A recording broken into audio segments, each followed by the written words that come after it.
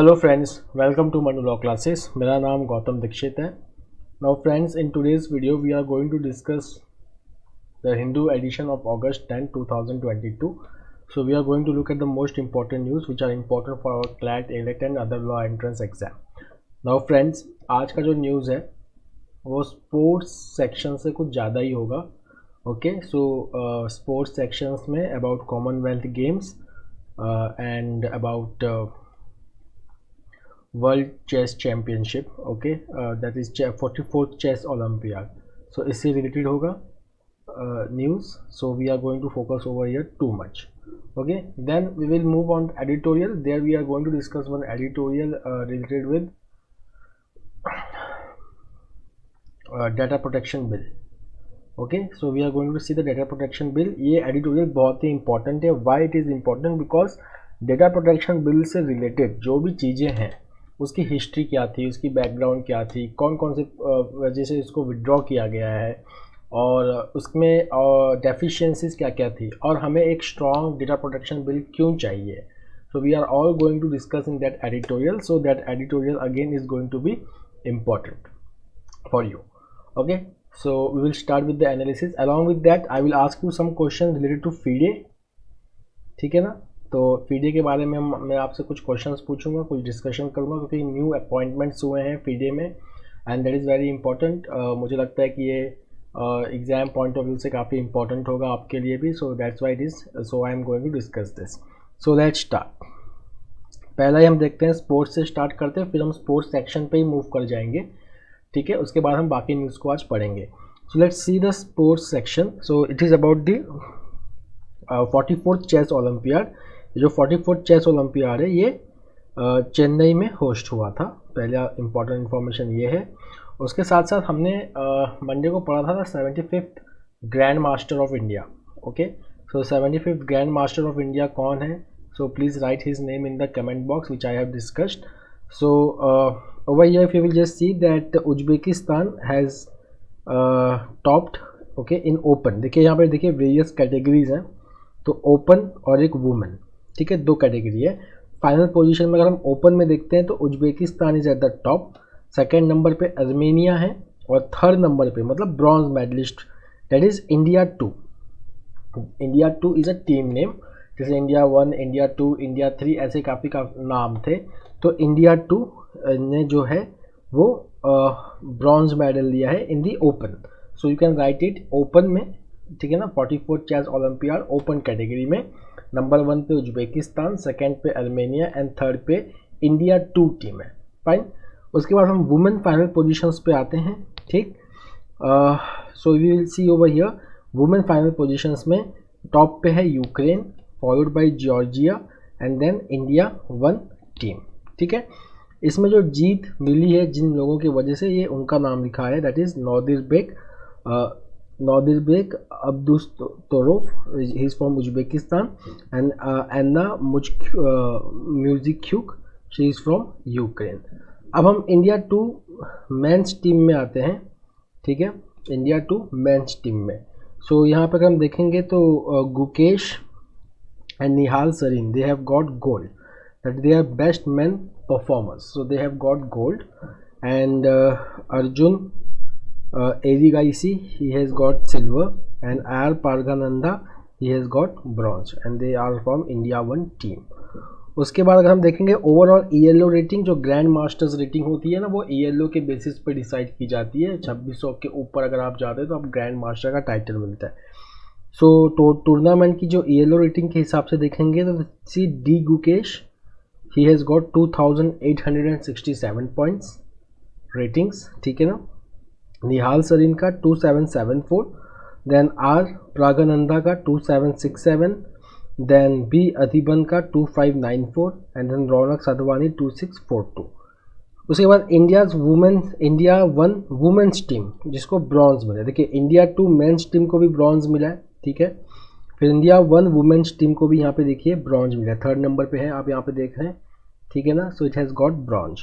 तो ये जो इंडिया 1 वुमेन्स टीम, तो ये तो कि इंडिया 2 मेंस टीम में इतने मेंबर्स थे. ठीक है, उसमें से बेस्ट इंडियन मैन परफॉर्मर्स इतने रहे हैं. अब हम India one women's team bronze पे आते हैं. So we have Koneru Humpy, D Harika, R Vaishali, Tania Sachdev, Bhakti Kulkarni. Fine. उसमें अगर हम देखेंगे best Indian women performers top 3, so R Vaishali, Tania Sachdev, Divya Deshmukh from India 2 team. Okay. So यह वी कैन सी. सो यहाँ पे इस डेटा को क्लासीफाई आपको करना है. एक बार मैं फिर से रिपीट कर देता हूँ. ये ओपन का पोजीशन है, ये वुमेन फाइनल्स पोजीशन है, ये इंडिया 2 मेंस टीम है जिसको ब्रॉन्ज मिला है, उसमें इतने सारे प्लेयर थे. Then this is the list of Indian best Indian man performers.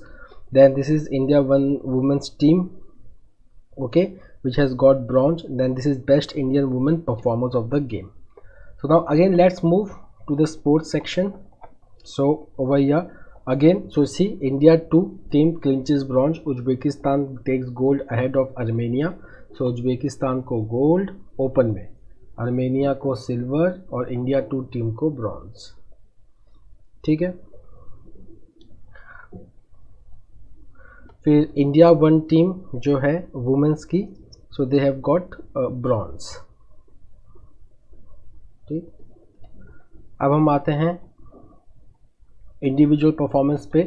So see gold for Gukesh and Nihal, silver for Arjun. हमने देखा था ना बेस्ट वुमेन परफॉर्मेंस, ठीक है ना, तो उसमें ही is Gukesh, Nihal they have got gold, Arjun silver and Praggnanandhaa as bronze. Then Tania, Vaishali they have all got gold.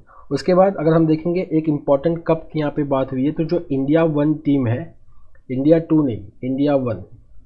Okay, as you can see over here कि इंडिया 2 को ब्रॉन्ज मिला है ओपन कैटेगरी में. ठीक है, बट यहाँ we are talking about India one team. So India one, ठीक है ना. So India has got bronze in each open and women, okay, which was first, and India one has claimed Graprindashvili Cup. So if you will just see Shvili Cup, it is a symbol of combined supremacy of a team in both the sections. So this is named after Soviet and Georgian world champion Nona Graprindashvili. So she was the first woman to become a grand master.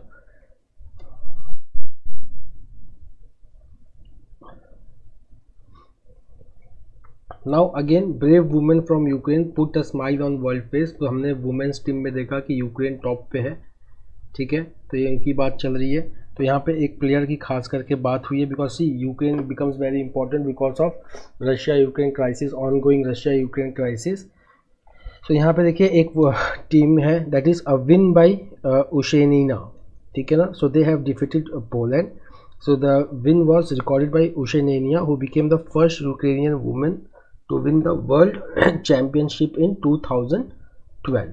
Okay, so she won against Poland to make Ukraine top in women's category.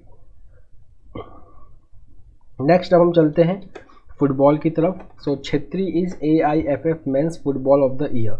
This is very important. So if you will just see Chhetri, so national captain जो है हमारे football team के Sunil Chhetri, he was named AIFF Men's Footballer of the Year for the 7th time. Then Manish Kalyan was picked for her maiden honor in the women's category for 2021-22 season. Okay, so this is one liner from sports. So this is very important.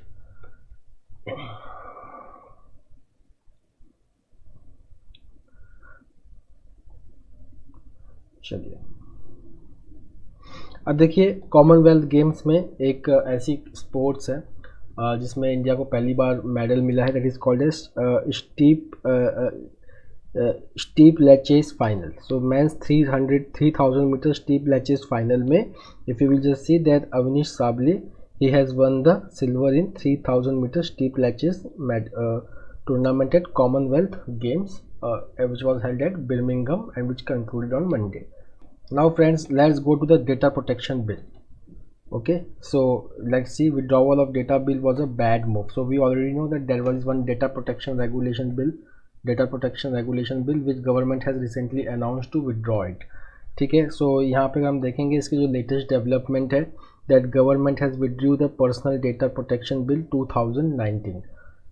ठीक है, अब यहाँ पे अगर हम देखेंगे that this was issued by Ministry of Electronics and Information Technology.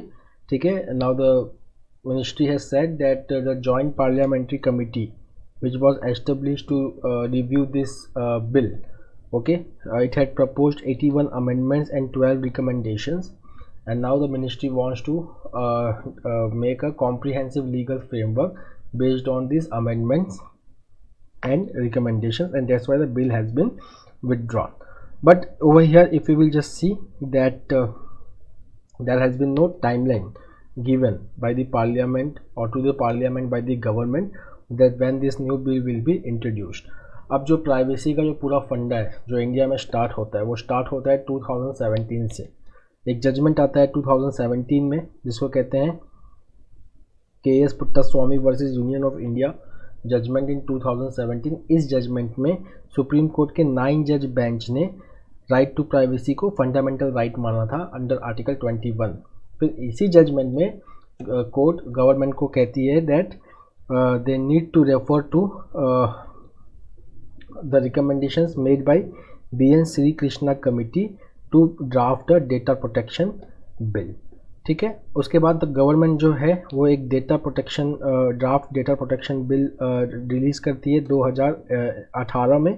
ठीक है, 1 साल के बाद, जजमेंट आने के 1 साल के बाद। उसके बाद अगर हम देखेंगे when supreme court had upheld the constitutionality of the Aadhaar act.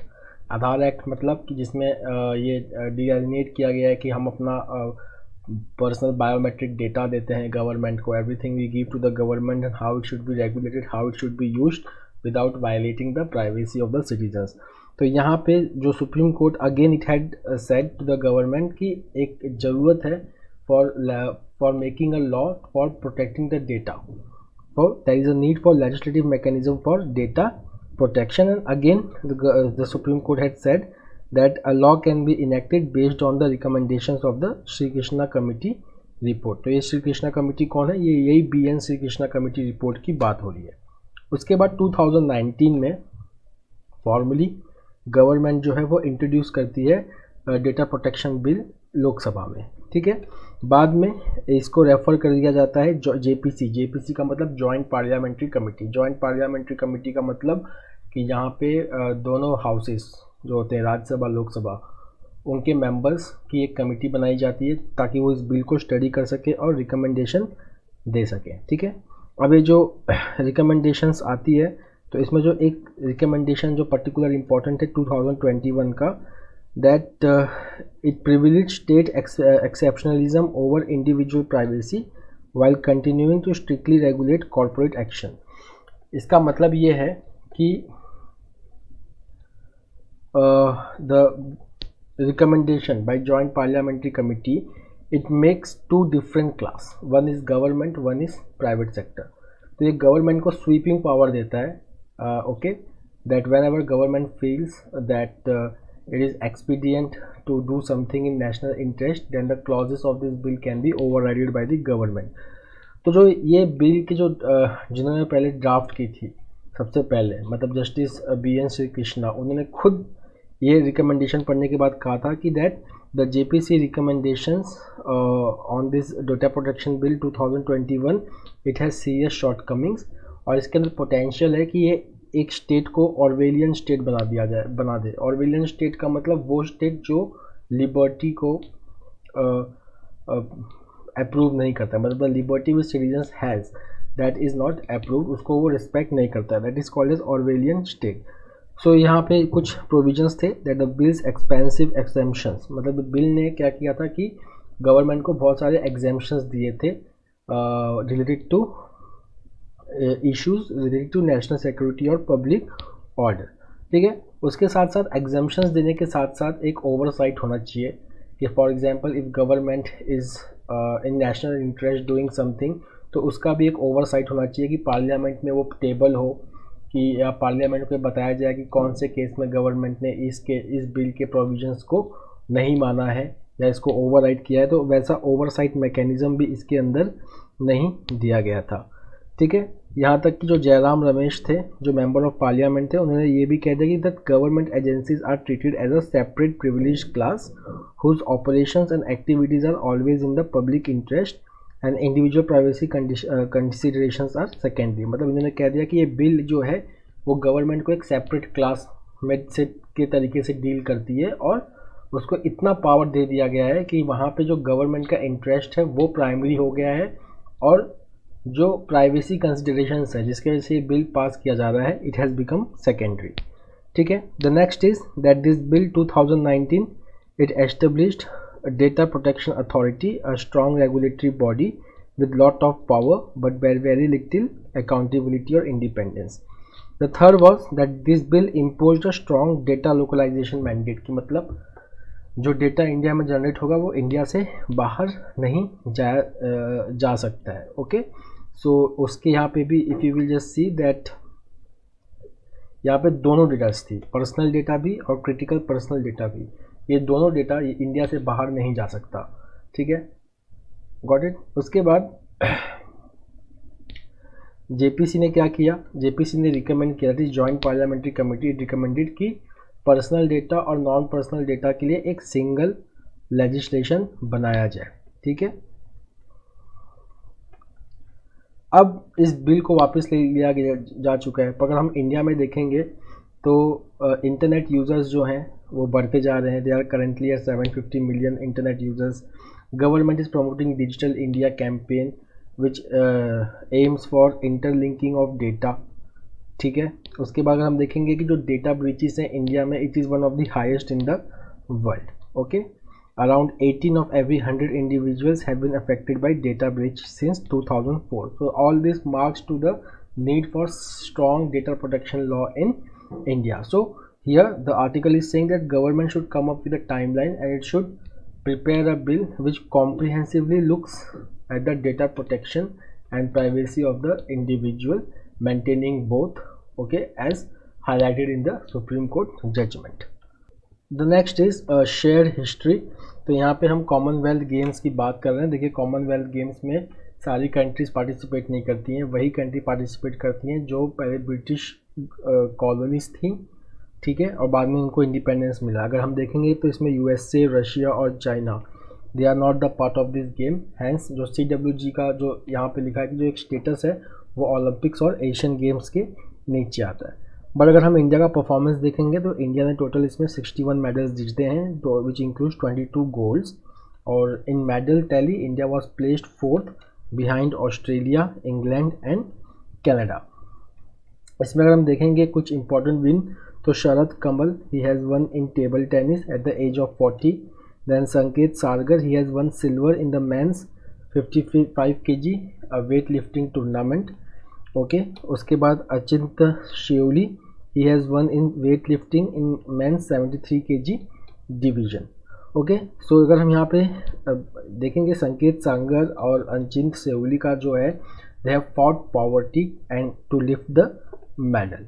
उसके बाद हम देखेंगे कि PV Sindhu again she has established herself in badminton women single and the Lakshya Sen has also did the same in the badminton singles. Okay, उसके बाद Avinash Sable he has won silver in the men's 3000 metre steeplechase tournament. उसके बाद boxer Nikhat Zareen, okay, she has again won a medal in boxing.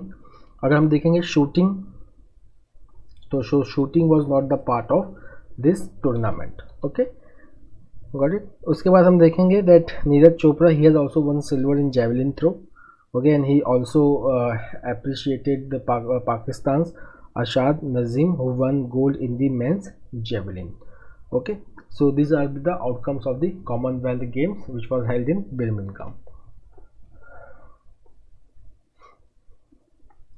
Now friends, अब हम आते हैं इसरो के SSLV की तरफ। ठीक है, इसके बारे में हमने परसों भी पढ़ा था, आज हम फिर से देखते हैं। तो SSLV इसका फुल फॉर्म क्या है SSLV का? Okay, this is called as small satellite launch vehicle, small satellite launch vehicle। ठीक है, अब देखिए हमारे पास 3 टाइप के ऑर्बिट्स होते हैं। एक होता है लो अर्थ ऑर्बिट, ठीक है, एक होता है मिडल अर्थ ऑर्बिट, फिर तीसरा होता है जियो सिंक्रोनस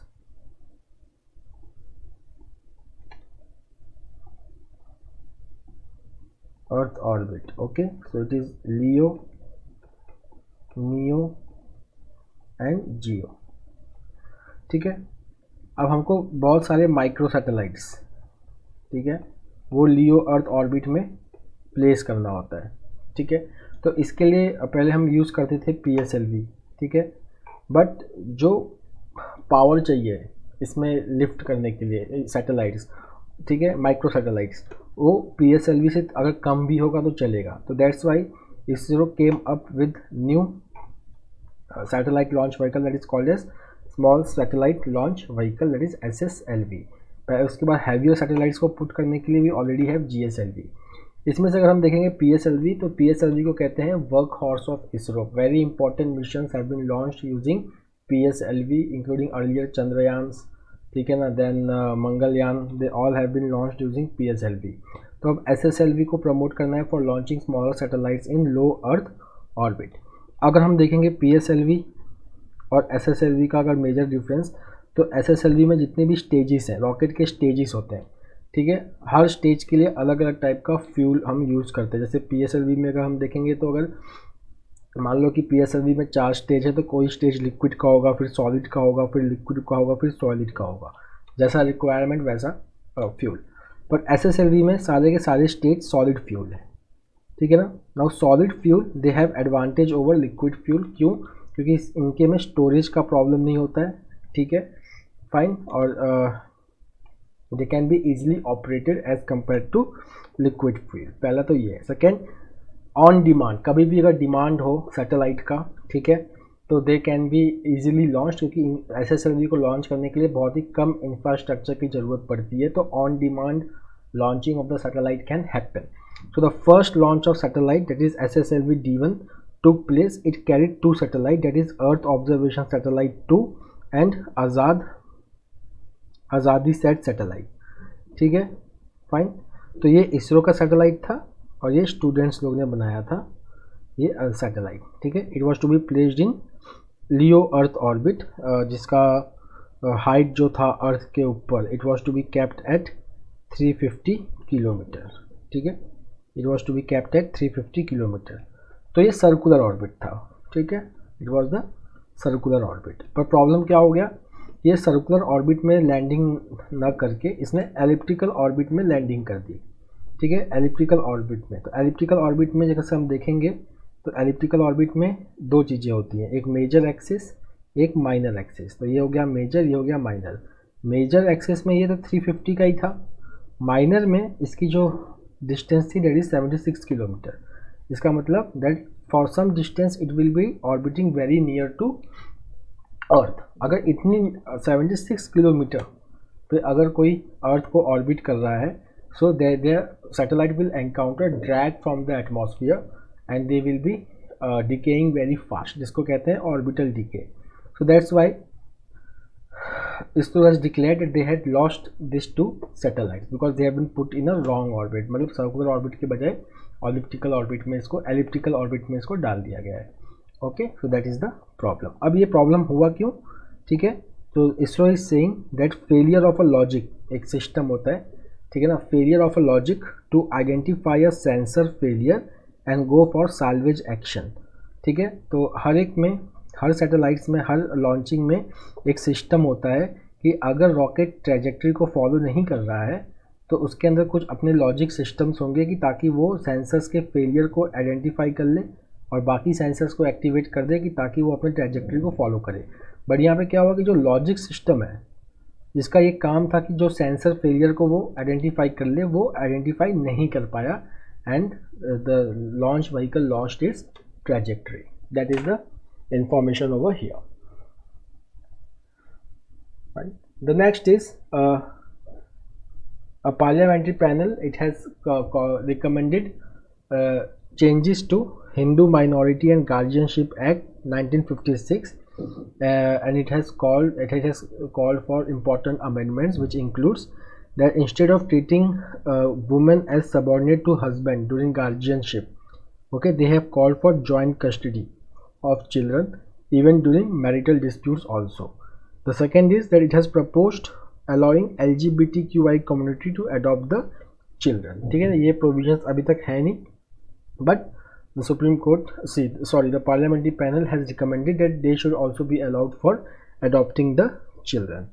Okay, अगर हम देखेंगे तो यहाँ पे the report that is called as the Department Elected Parliamentary Standing Committee on Personal Public Grievance, Law and Justice, they have tabled a report called as Review of Guardianship and Adoption Law.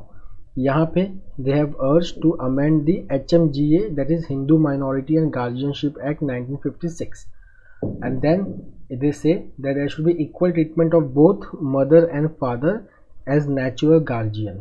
ठीक है, because giving primacy to father violates Article 14 and 15. That is the first thing. उसके बाद हम देखेंगे various other important dimensions. So यहाँ पे आ जाइए कि एडॉप्शन के बारे में द कमिटी हैज सेड कि एक न्यू लेजिस्लेशन हमें पास करना चाहिए which harmonises the juvenile justice care act 2015 with the Hindu adoptions act 1956 and should also cover LGBTQI community for adoption. अब हम एडॉप्शंस के वेरियस पर्सनल लॉज देखते हैं. ठीक है, पहला तो यह है Hindu minority and guardianship act 1956. So the natural guardian of Hindu minor in respect of minor's person or property is the father and after him the mother. तो ये उसका वर्डिंग है कि फादर के बाद ही मदर आएगा. ठीक है ना, और मदर उसी केस में गार्जियनशिप होल्ड करेगी जब तक बच्चे का एज 5 years ना हो जाए. अगर हम मुस्लिम पर्सनल लॉ को देखें तो it says that father is a natural guardian but mother will be the natural guardian until the son reaches the age of 7 and daughter reaches the age of puberty but father's right for general supervision exists. Okay,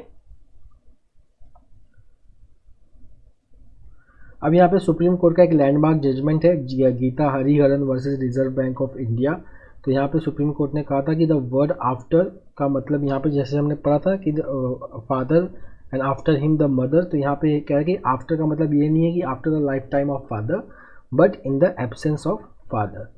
okay, but this judgment did not recognise the both the parents having the equal guardianship rights. उसके बाद law commission का एक report है 257th report that is called as reforms in guardianship and custody laws in India. And then 133rd report, okay, in 1989. So it talks about removal of discrimination against women in matters relating to guardianship and custody of minor children and elaboration of the welfare principle. ठीक,